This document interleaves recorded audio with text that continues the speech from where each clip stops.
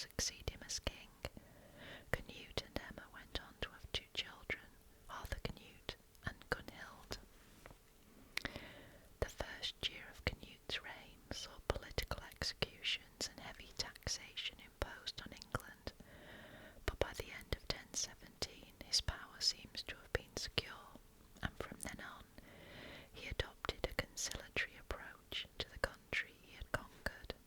He divided England into 4 earldoms, appointing his loyal supporters, both English and Danish, as Earls of Northumbria, Mercia, Wessex and East Anglia. In 1018, at a meeting in Oxford, an agreement was reached that declared Canute had established peace and friendship between the Danes and the English and put an end to all their former enmity. Both English and Danes agreed to follow this law code of Edgar, Ethelred's father, and to love King Canute with justice and loyalty. So, in this image, we see Canute and his wife Emma present a golden cross to the new minister in Winchester. Depicted in a contemporary image, both were generous benefactors of the church. This peaceful state of affairs seems largely to have endured for the rest of Canute's reign. Surprisingly, there is little evidence of rebellion in England against the Danish conquerors, certainly nothing compared to the turmoil that followed the Norman conquest, when revolts continued for more than a decade after 1066. Perhaps this was because Canute so quickly showed his intention to become almost more English than the English. He ruled through existing English laws and promoted Englishmen as well as Danes to be his advisors and earls. Lands were given to only a handful of high-ranking Danes who married into English families and forged a mixed Anglo-Scandinavian society.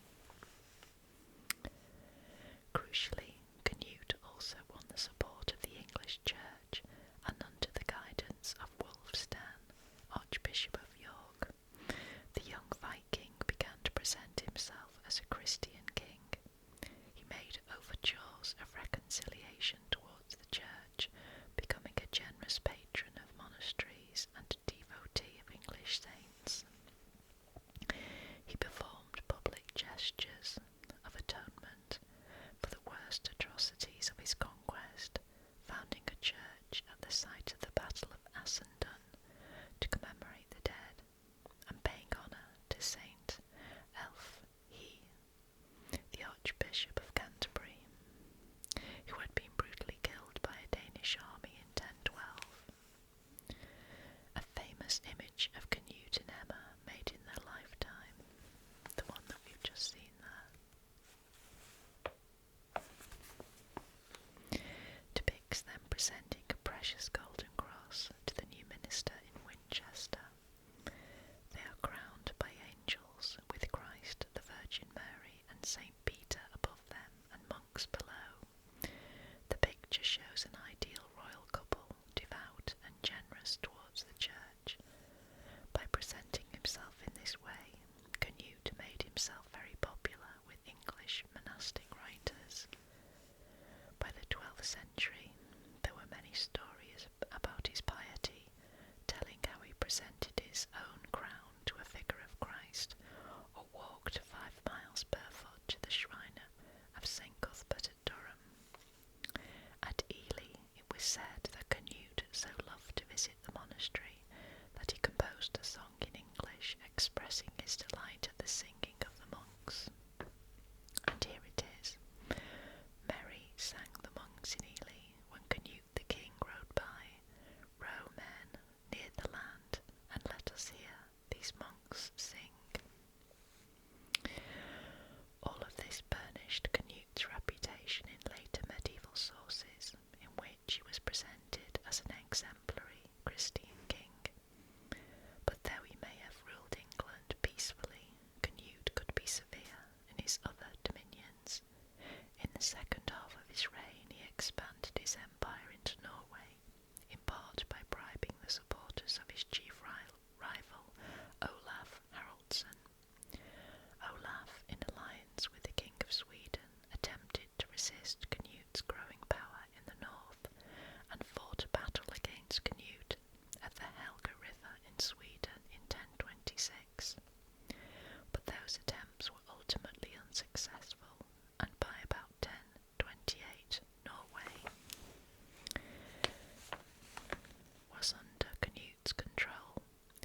He sent his first wife, Elfgifu, and their son Sweyn to rule on his behalf in Norway, where they proved to be very unpopular. At the height of his power, Canute was King of England, Denmark, Norway, and parts of Sweden, and may also have had some authority over Scotland and Ireland. A North Sea empire matched by few rulers before or since. In 1027 he travelled to Rome, where he was welcomed with honour by the Pope and Conrad II, ruler of the Holy Roman Empire. He was treated as a northern emperor and arranged for his daughter, Gunhild, to marry Conrad's son. While in Rome, Canute sent back a letter to the people of England, declaring that he would never cease to devote himself to the needs of all my people. Because of his extensive empire, Canute's court was multilingual to an extent unparalleled in pre-conquest England. The king's laws and official pronouncements continued to be issued in English, but Canute was a patron of Old Norse poetry too. His poets praised him as the greatest prince under the heavens. Emma was also a patron of literature. She commissioned a Latin history of Canute's conquest and reign known as the Encomium Emmae Regina, in praise of Queen Emma.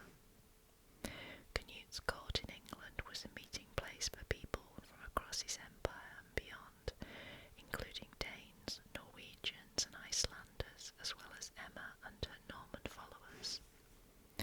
End of Viking rule. Canute died at Shaftesbury on the 12th of November 1035, aged probably not much more than 40, and was buried in the Old Minster at Winchester, the traditional capital of the Kings of Wessex. His remains, together with those of other pre-conquest monarchs, were removed from their resting place in 1642 by parliamentarian soldiers, and are now among a jumble of bones kept in mortuary chests in Winchester Cathedral. After Canute's death, the succession was contested by sons of his two wives. Harold Harfot, one of Canute's children, with Elgifer, gained enough support to become king, but died less than 5 years later without an heir. Harold was succeeded by Emma's son, Arthur Canute, but he too died young and childless in 1042. During Arthur Canute's reign, his half-brother Edward, Emma's son by Ethelred, returned to England from a long exile in Normandy, and on Arthur Canute's death became king. The line of the kings of Wessex had returned to the English throne, and Edward, later known as the Confessor, went on to reign for more than 20 years. His mother Emma died in 1052. She had been the wife of 2 kings and mother of 2 more, and had long outlived both her husbands. Though Canute's dynasty quickly died out in England, the Danish men and women he had promoted continued to influence English politics throughout Edward's reign. Earl Godwin and his Danish wife Githa, a close relative of Canute, headed a powerful Anglo-Danish family who clashed with Edward and his Norman supporters at court. In 1066, when Edward died without a direct heir, the Earl's son Harold briefly occupied the English throne, while his cousin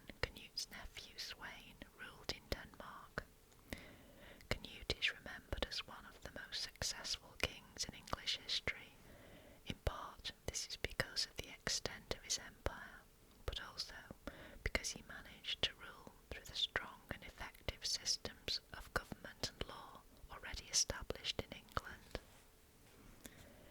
There was one unexpected consequence of Canute's conquest. By destabilising the English monarchy and strengthening Edward's ties with Normandy, his reign set the stage for the Norman conquest.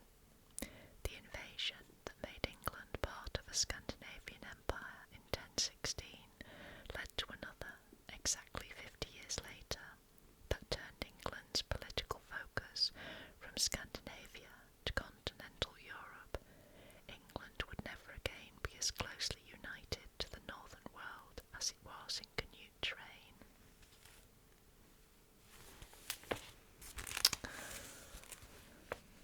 Okay, now, I'd wondered about this story.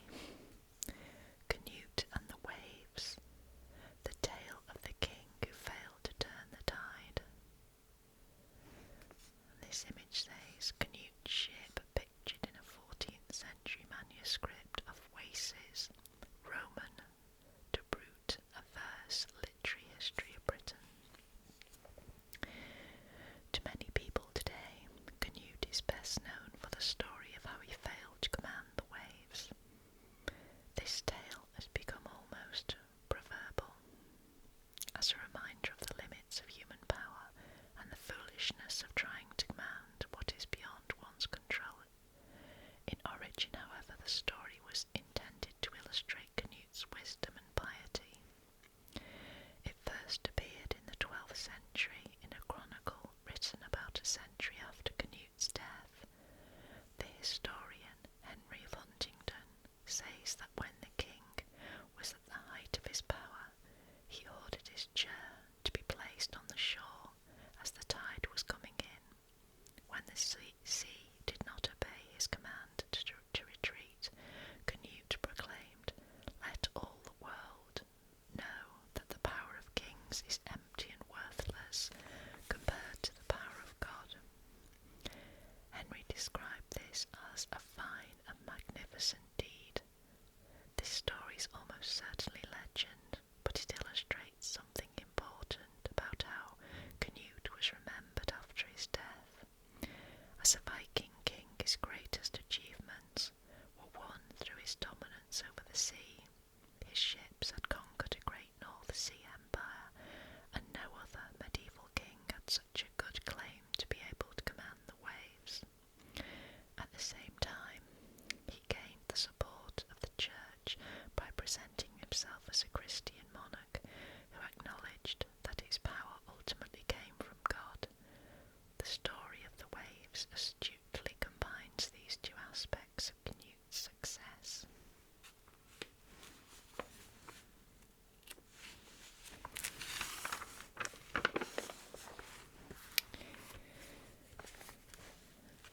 So let's take a look at this.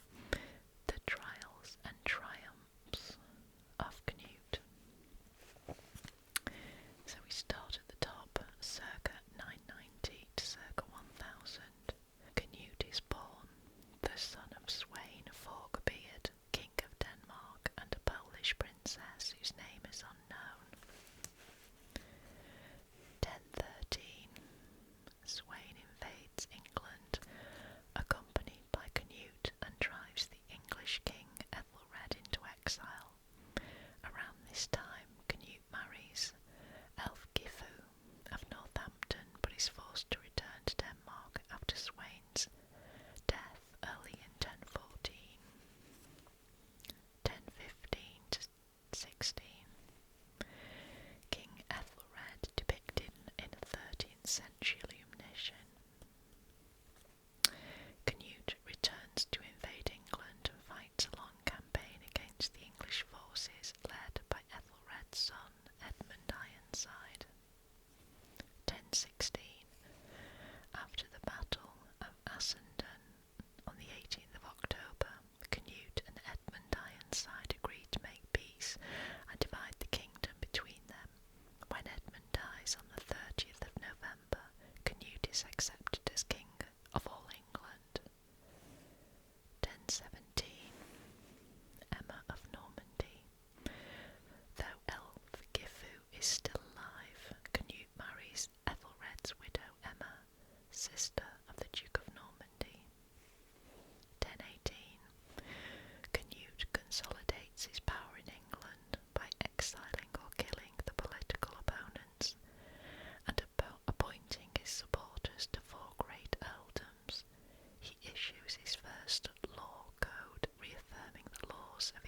Anglo-Saxon predecessors.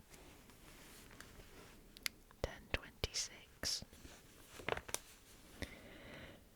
Canute fights a battle against the combined forces of the kings of Norway and Sweden at the Helge River in southern Sweden. 1027. On pilgrimage to Rome, Canute attends the coronation of Holy Roman Emperor Conrad II and is honourably received by the Pope. This is the grave crown of the Holy Roman Emperor Conrad II. 1028. Canute becomes ruler of Norway. He sends his first wife, Elfgifu, and their son Sweyn to rule on his behalf. And finally, 1035, Canute dies in Shaftesbury.